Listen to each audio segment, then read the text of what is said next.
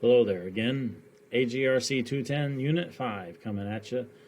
Talking about how we plan the ag sales and leadership presentation. Again, kind of continuing with our technicals here in the last string of units. Talking about how we put together an effective presentation. And again, don't think of this strictly as something with a PowerPoint projector or a speech, so to speak. There's a lot of different presentations that we can think about, or sales conversations that we can have with customers. So let's get to some of the concepts here we'll talk about in Unit 5. At the end of this, there's going to be a couple of forms that I will show to you that are available in Canvas as resources. One of them you will use pretty regular. The other one is just simply a resource that I put together that you're welcome to save and use down the line if you so choose. And some of you that like checklists, it will help you out with preparing the presentation. So first things first on your presentation strategy is let's think about 3 keys to success. Again, number 1, establish the objectives for the presentation. Again, please don't assume that always the objective is to end with a sale. There are a lot of things that can be objectives. The objective may simply be to introduce yourself, get them to take your business card, and learn about their operation. That might be your objective for the sales presentation or the sales call. So as you develop that objective, once you know what that objective is, develop your presentation, develop your sales call, develop your conversation, whatever it might be, in order to help meet that objective. And then review commitment review your commitment to providing needed service.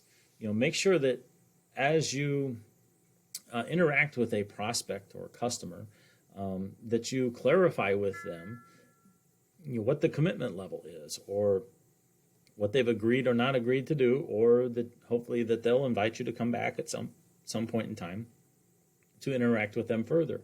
That way that everybody's always clear on what page that we're on with regard to the sales process. So how do you plan the pre-call? I cannot stress enough, again, of all the things that we talked about, this pre-call planning strategy is really crucial. You've got to, again, position yourself as a resource. We've talked about that before. You do not want to be known as someone who's just another salesperson in just another pickup truck with just another hat to offer when they pull in the driveway that's going to babble on about a product that they have. Separate yourself, and this is where the value added part comes in, is separate yourself as an informational resource, as someone who's going to be valuable to them. Focus on your need to make the call or presentation. What are you there for? What is the opportunity that you're hoping to get out of it? Adapt for time constraints and always have room for flexibility. You're going to have times where you've set an appointment to visit with a prospect and you show up and the day's just not going well. Maybe the mood is not well. Maybe things broke down. Those things happen. We all know them. And you need to be able to politely excuse yourself and say, hey, I recognize that now's not a good time. I empathize with the situation. Can I come back another time? That may happen. You may also have a very carefully planned day and pop in on a visit with a customer that you expected to take 15 minutes, and 2 hours later, because they presented you a great sales opportunity, you're still there. And you can't leave those accounts. You cannot. You can't just up and say, well, I don't want to sell to you today. That would not be a great strategy at all. So you need to have some flexibility in your day's schedule to account for those kind of things. So be adaptable. And then hopefully you can achieve some small goals on your way to the sale. Set those little things that you can hit the checkbox on as you leave a prospect's operation, or as you're working with a leadership team, and say, I accomplished this today, even though I didn't sell a product, no money exchanged hands, potentially nothing happened. The customer may not even know it, but you achieved a small goal, and it was really important to you. And I'll tell you why that's critical. If you only say, you were successful whenever sale occurs. If you only are happy when a handshake happens and a transaction has been achieved, there's going to be a lot of days of failure then, and it gets to weigh on you very, very heavily, mentally and physically, because you will put pressure on yourself to sell, and especially if you're a commission salesperson, because that affects the amount of money that you bring in. So it gets to be a financial pressure also. So you've got to establish small little goals along the way where you can then go home at the end of the day or back to the office, take a breath, check the boxes and say, yep, I accomplished that today. This was successful and I'm making great progress. Frankly, that's one thing that I did not do very good as a new salesperson.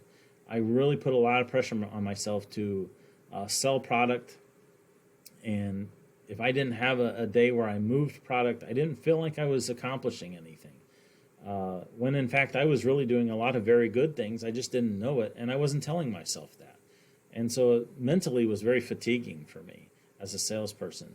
And that's one thing that I learned with maturity, that you have to understand that every day is not going to be a yes. Every day is not going to be a success in terms of moving product. And so you have to understand that it takes time. It's a long process occasionally.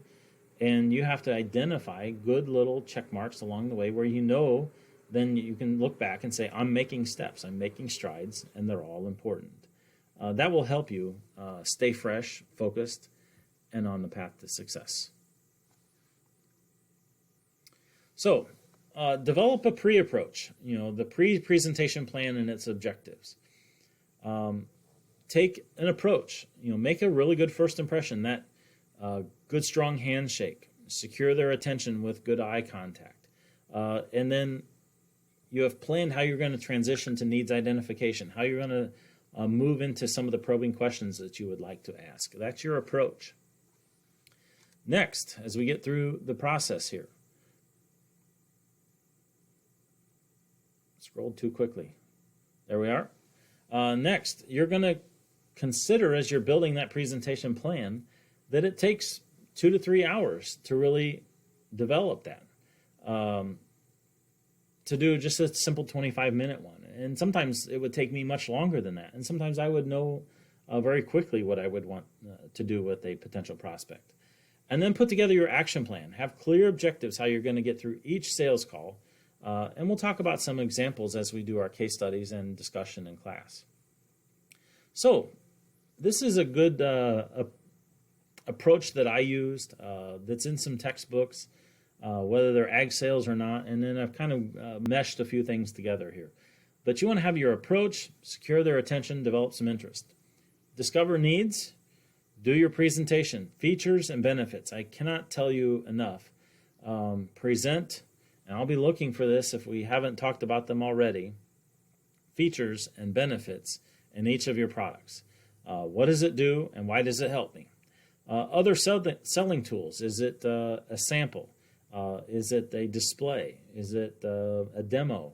And then testimonials are great. If you have another current customer who will speak to the quality of your product or service, that can be exceedingly helpful in helping to nail down a sale for you.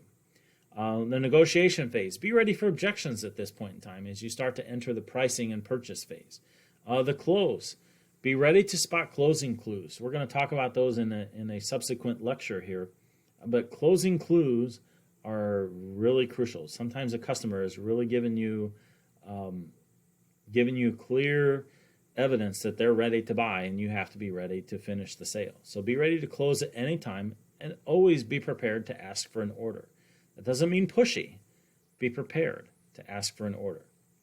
And then always be prepared to service the sale. Nurture that long-term relationship.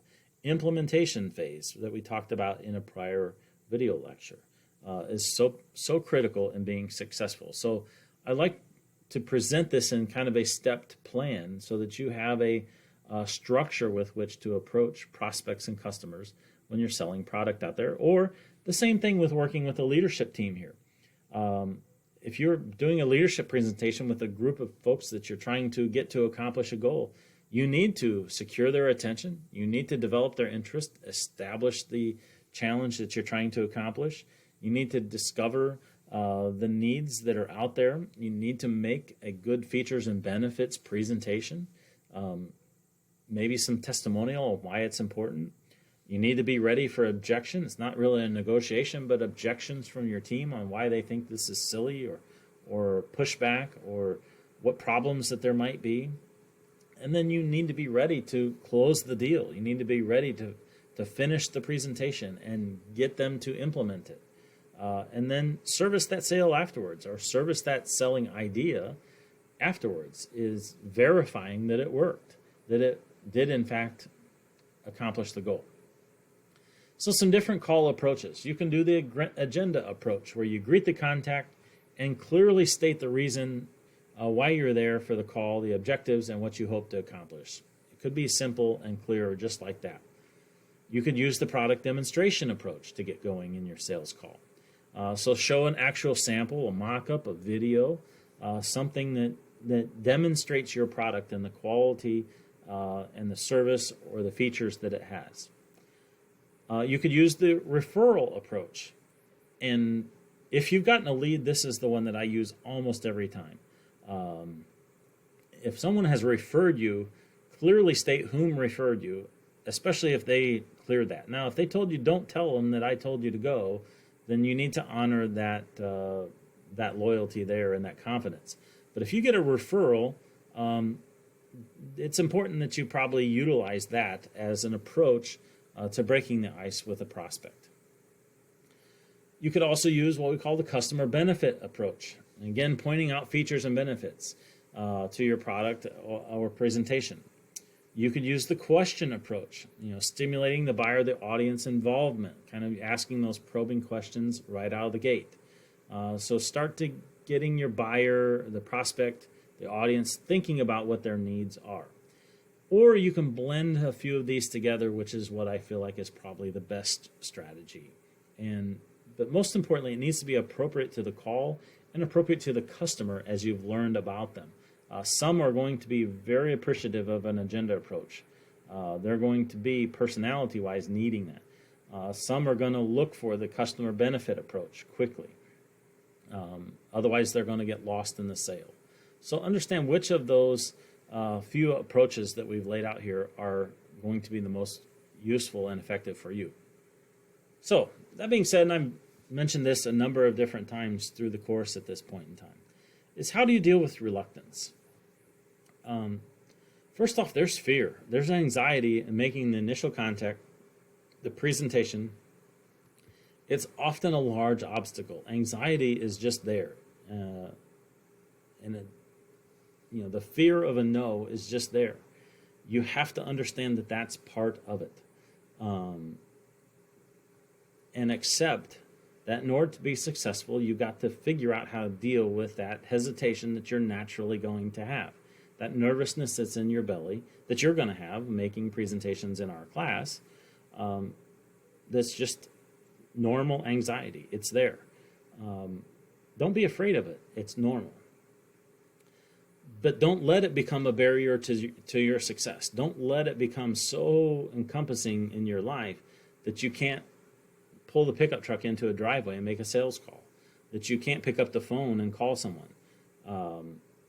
And if you're having those challenges, speak to someone who's really good at sales. Make it known to your boss. They have strategies to help you overcome those things and can help coach you through it. And sometimes you'll need them to ride along with you to help visit with a difficult customer or prospect. There's nothing wrong with those kind of things. Occasionally that helps you get going and deal with that fear or deal with that anxiety that you might have. But it's often caused by fear of taking risk, afraid to make a presentation, a little bit of self-confidence problem, fear of rejection, a number of different things. And I had all of them, folks. I'm no different than any of you. Very human, and those are very human and normal emotions, feelings, reactions to certain situations. What I'm laying out to you is they're going to happen to you. Be ready to deal with them. I definitely do not want to scare you out of a sales career because in many ways you can't avoid it. There's a piece of my job that is definitely sales. I have to sell you on the important concepts of this course, for example.